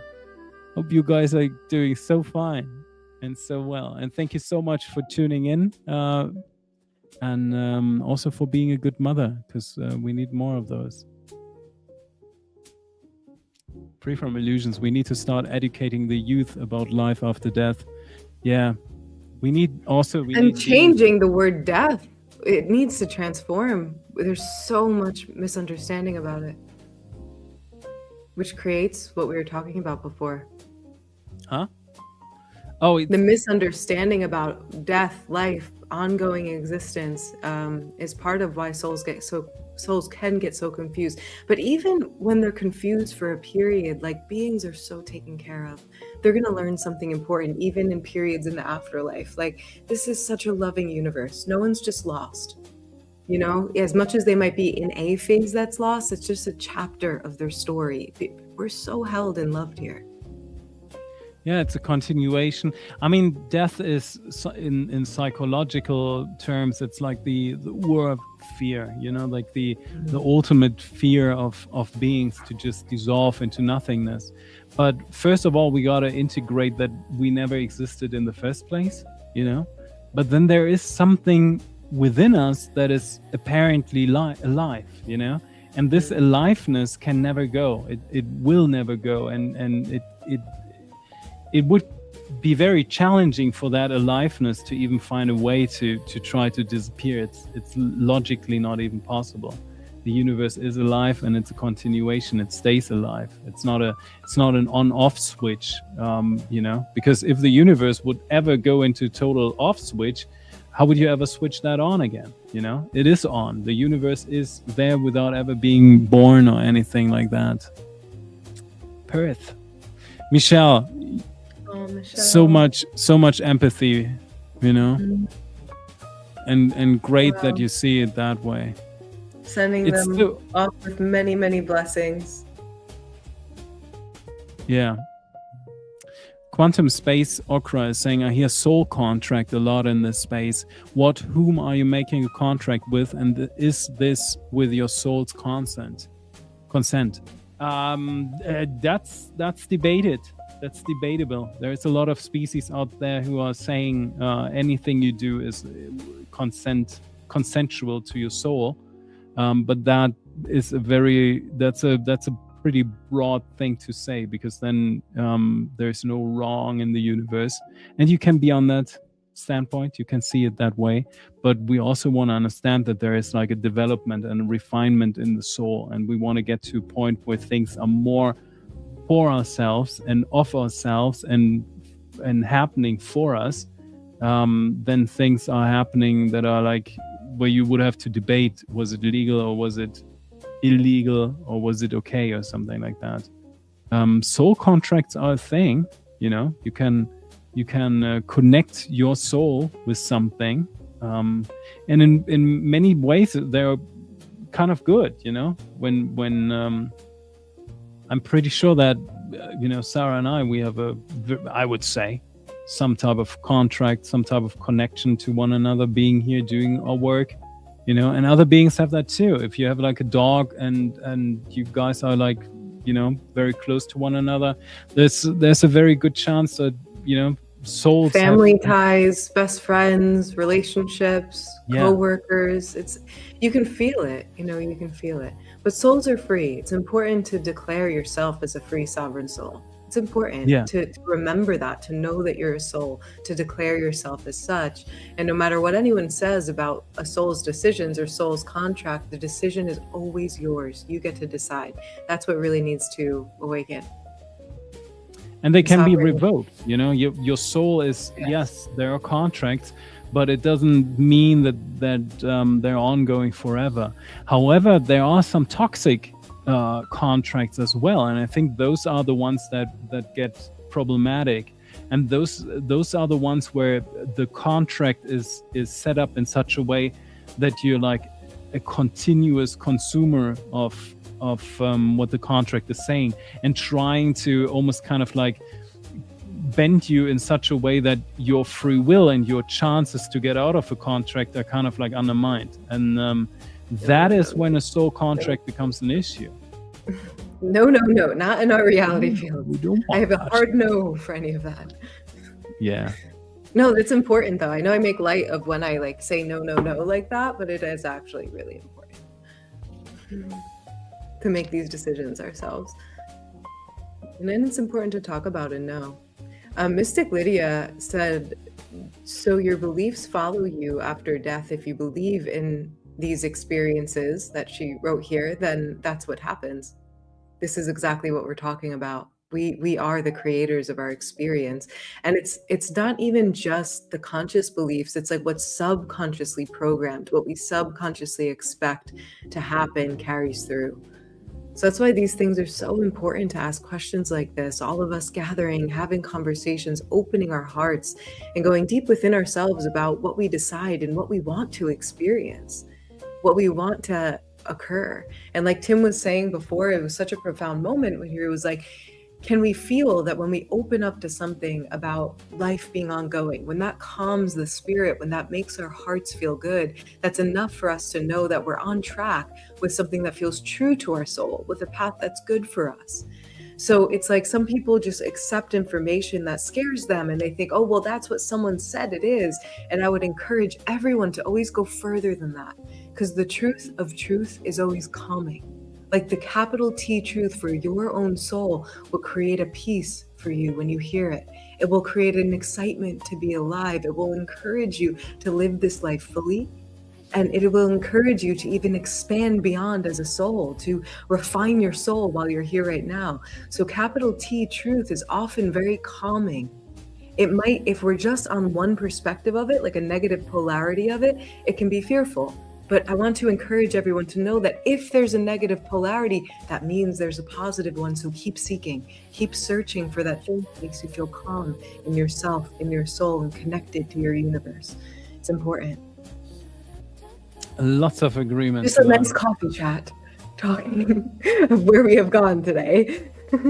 Yeah, well, it's important, you know, and apparently that is one of the topics today, you know, talking a bit about death and so on, and if you think about like what other tribes have done before that, you know, for thousands of years, human tribes had they were comforting souls who were going through the afterlife from the other side, you know, and it works. It will work. Any being that gets an informational impulse, especially if they don't fully know where they landed and don't actively try to override it, they will gladly accept any type of orientation, any type of input, any type of love and so on that you send from one side to the other. You know, it's just like and that was the case. Think of like the you know, Tibetan Book of Death, or the Egyptians, or many other species that were taking care of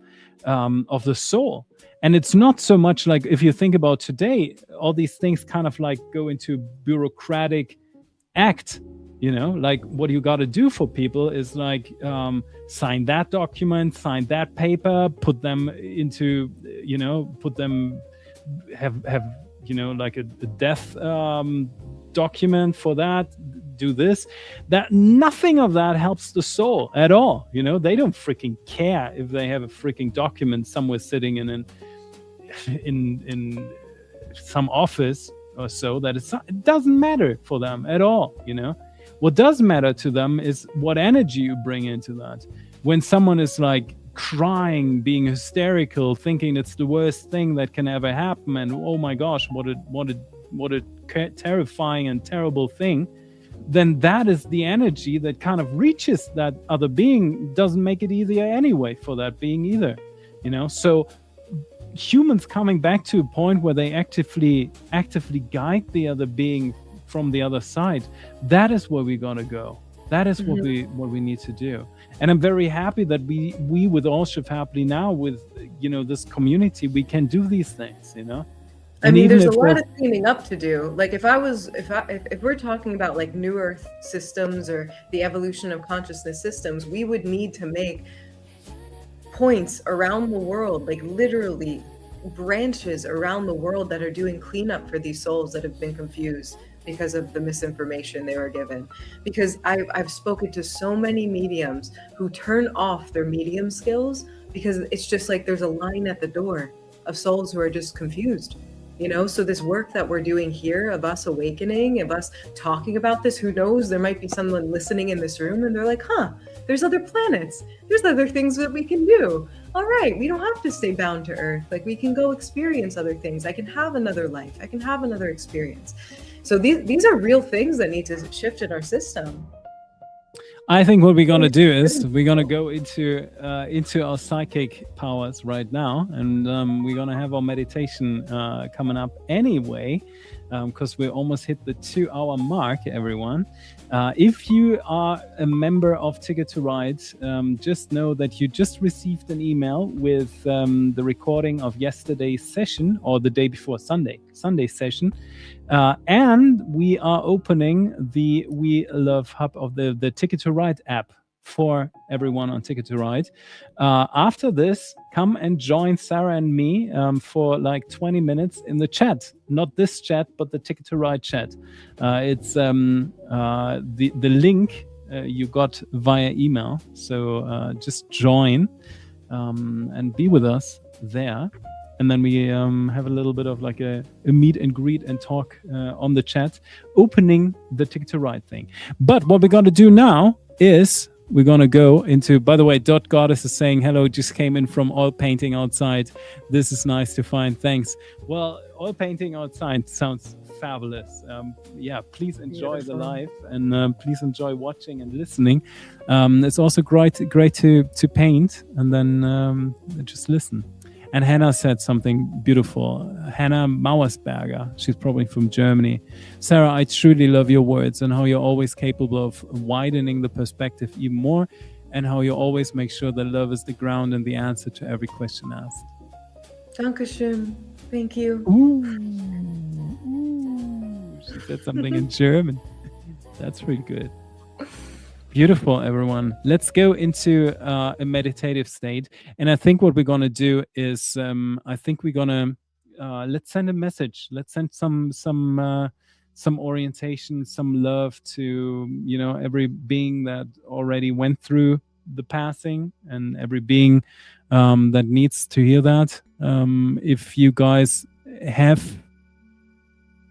carried your parents over to the other side, then send them that through time when we do this.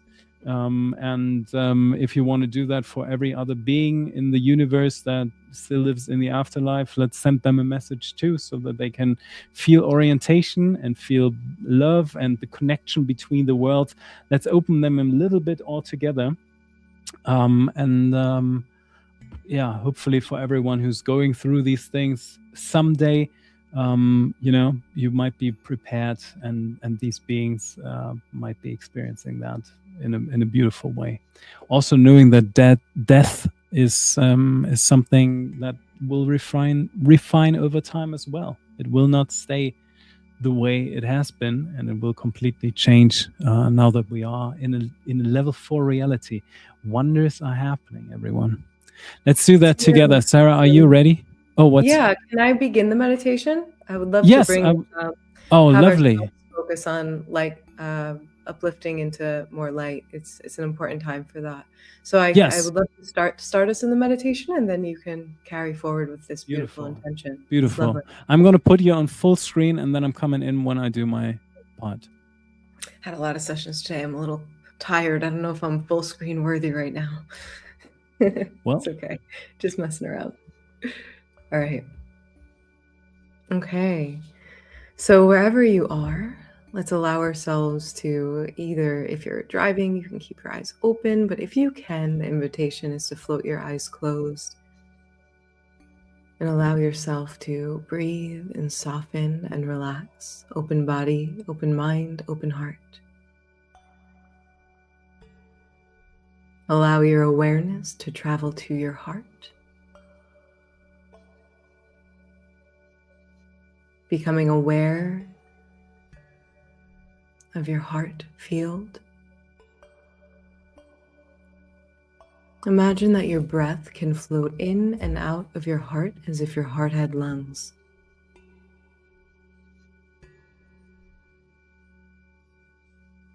Allowing your awareness to travel to the safe space in your heart, your home frequency.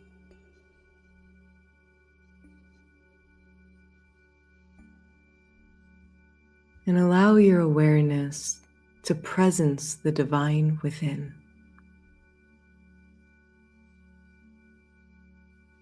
With your awareness, presence that divine within. Feel the radiating love within you. Sense it.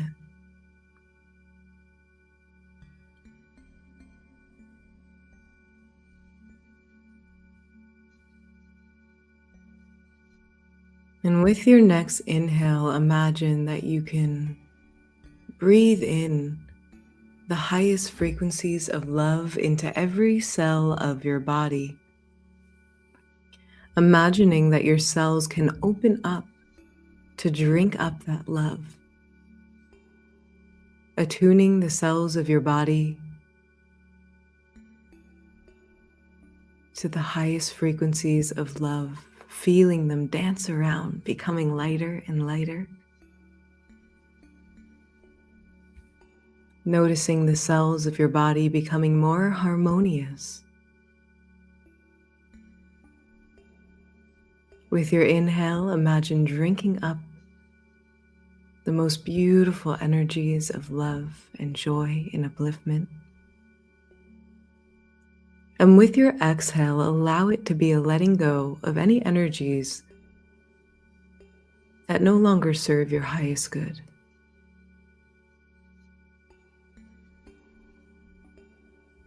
Your inhale, an invitation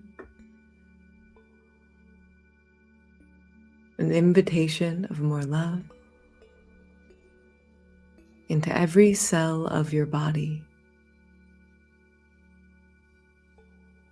Your exhale, a letting go. And breathe and soften and relax even more.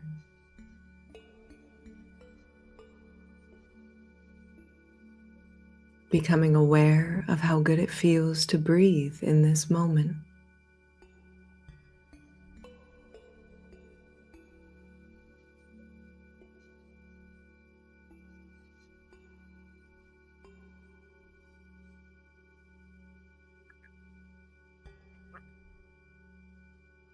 Begin to become aware of the beautiful connection with this loving All Shift Happily Now community.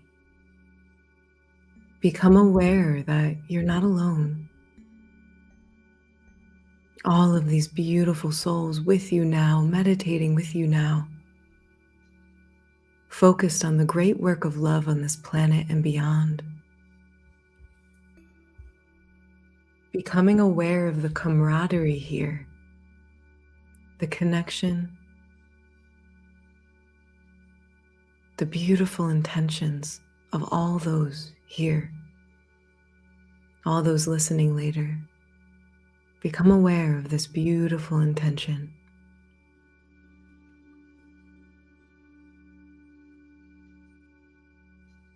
Become aware of this beautiful connection of how we are all in this together, rising together.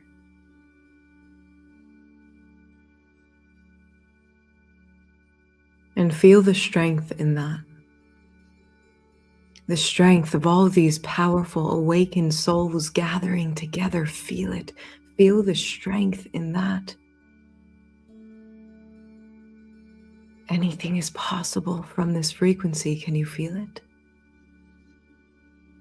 us gathered together with these beautiful intentions, feeling the love in our hearts overflowing,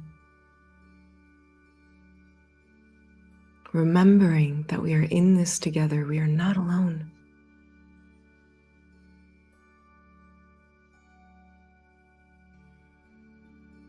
And imagine taking this strength, this connection, this loving energy from everyone here and beginning to spread that out around the field that you're in, the area that you're in, spreading this intention of love, of upliftment, of connection, spreading it out to the space that you're in, the town that you're in, and noticing that it spreads out even further. This energy of love, of safety, of upliftment spreads out even further. And we begin to notice that all of us around the world are beginning to overlap in this spreading of energy, like a wave washing over into one another and connecting into this ocean field of the intentions of love and upliftment that we are co-creating together now.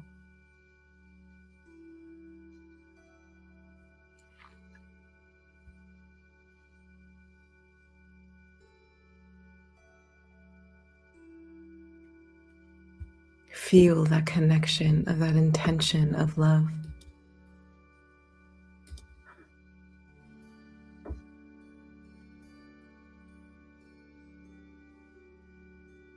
Of upliftment.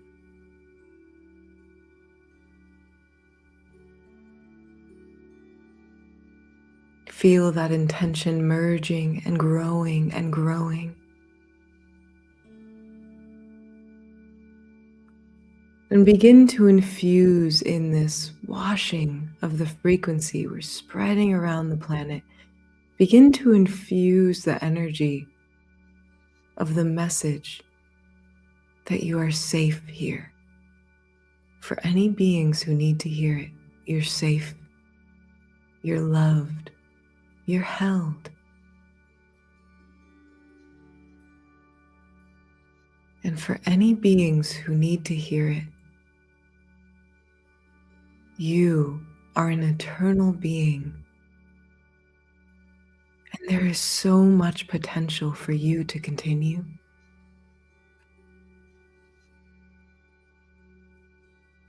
Adding the frequency of the awareness of honoring life for what it is, honoring all life for all that they've been, and knowing that it's safe to let go. It's safe to move on. It's safe to continue, to tune into the soul that you are and explore what else is possible, what the soul is urging you on to.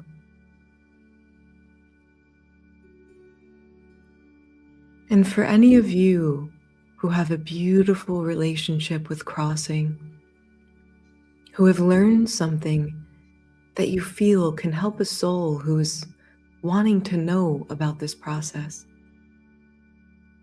begin to infuse in to this field of energy that we are creating any beautiful intention you have to share important information for those who have crossed or are crossing.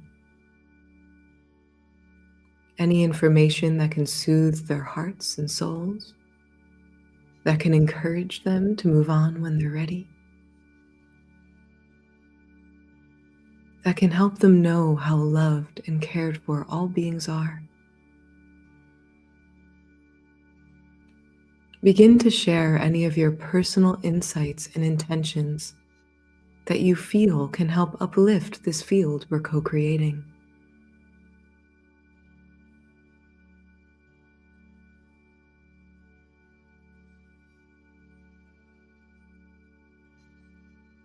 You're doing good. What you have learned about life and death and continuation of life, our galactic family, it matters. It matters for the upliftment of all. Allow yourself to feel so proud of your efforts to share that in this moment, to infuse this field of consciousness with the insights that you've gained, so that maybe one soul who is listening can feel free. Even if one soul who is listening can feel free, it is so worth sharing those insights. Infuse your insight into the field we're creating.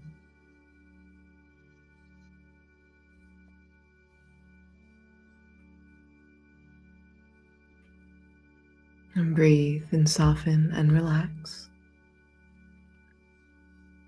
And begin to bring your awareness back to your personal energy field. And allow your heart to open to a blessing of an upliftment of your energy. Open up your heart and receive a blessing of you are doing good. You deserve great things. You deserve a beautiful life. Feel your heart open up to the upliftment for you now too.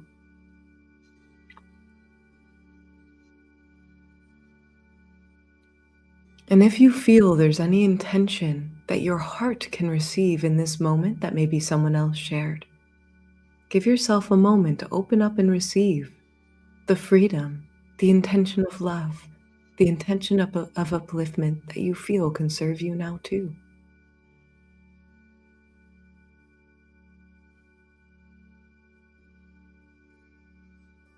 And breathe and soften and relax. You're doing good.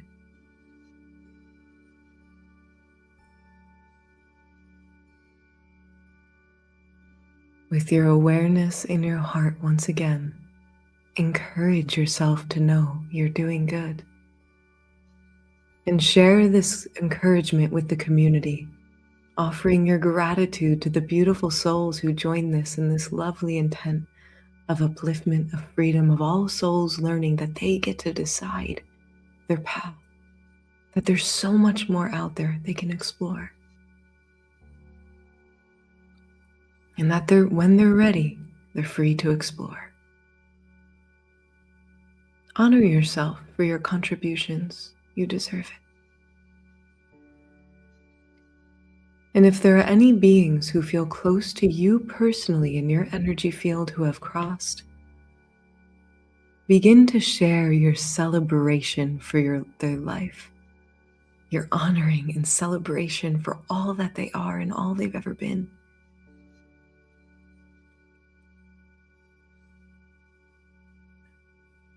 And share your blessing on sending it out to their continuation as well. If there's anyone close to you, send out your blessing for their continuation as well.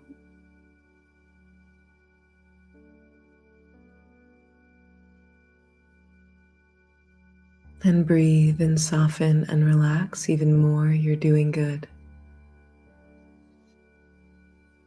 Feeling satisfied with your efforts. If there's any other personal intention you would like to set, go ahead and take this moment too.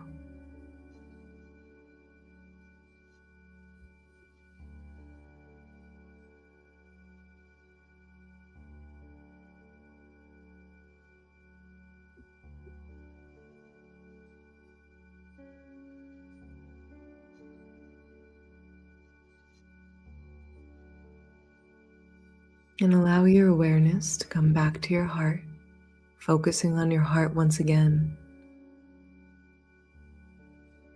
And allow your breath to flow into your heart and out of your heart as if your heart had lungs.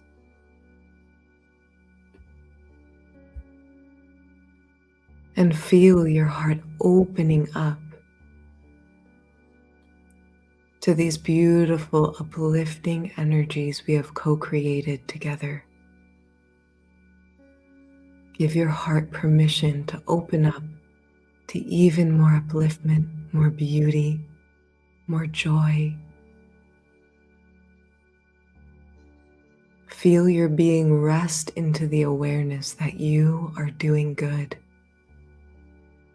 You are a remarkable being doing good.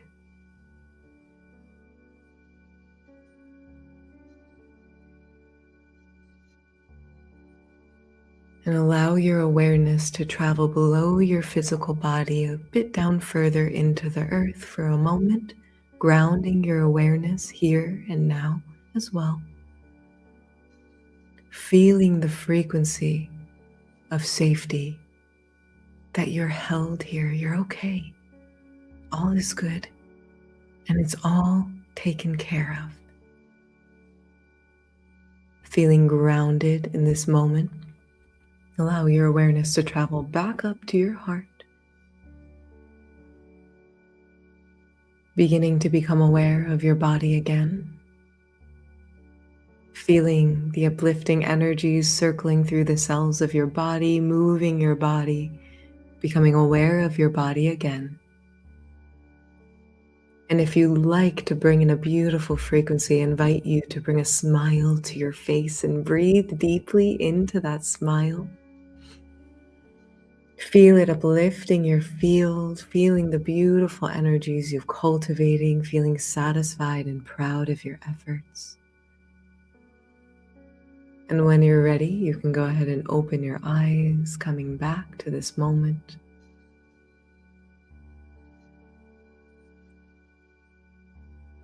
And I'm not sure where Tim went. I don't know if he dropped off the call, so I ran with it. But Tim, oh, he's here.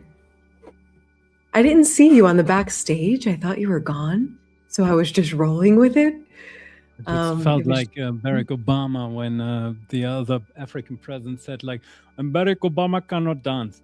And he was like, oh my gosh, Tim, I was like waiting for you this entire time. Please add your contribution. We would love that. I was waiting for you to come to a moment where you were calling me in. And then I was pausing. I was like, where did he go? Just so everyone knows, he disappeared on my end. So I thought he dropped off the call. But Tim, no, I was just waiting for you to continue. Let's do a quick thing together, so we roll and wrap it all up together.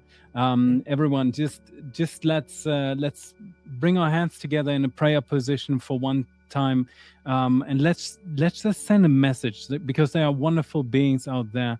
There are the Templar beings that we've talked to, and many other beings, and these wonderful beings have taken on the mission and the task to comfort other forms of life in the universe, and to bring them into other spaces, and to create, with lots of love and lots of care, reality realms so that beings can transition. And they are so wonderful, and they're doing a great job for the overall universe, to have a comfortable transition. So let's just send them a message, and just send them a big thank you, because these beings are upgrading and updating the universe with their deeds, and it's an amazing, wonderful service that they do for the world. And I want us all to send them our gratitude, and just encourage them in their deeds, because they are doing something for us, and they're doing something for our universe that is so needed and so wonderful. And I hope and I want them to feel wonderfully blessed.